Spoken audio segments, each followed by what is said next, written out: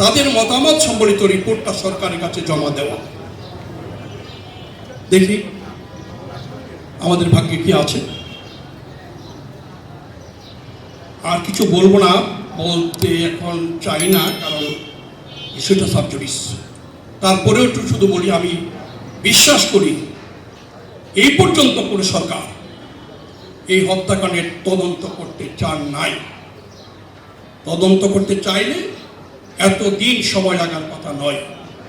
বলি এই কারণে যে আমার দেশের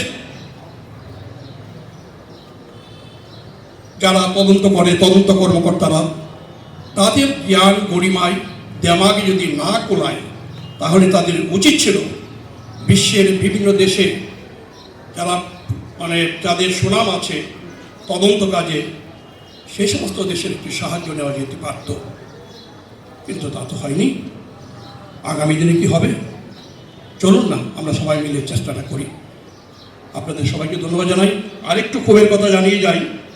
আমার ধারণা ছিল আজকে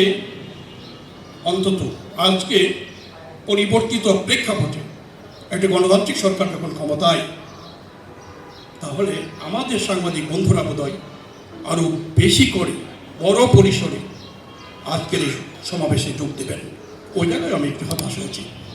তবু আশায় বুক বেঁধে আছি, আমরা যদি সঠিকভাবে এগোতে পারি, সংখ্যা যাই হোক, আমরা আমাদের লক্ষ্যে পৌঁছতে পারব।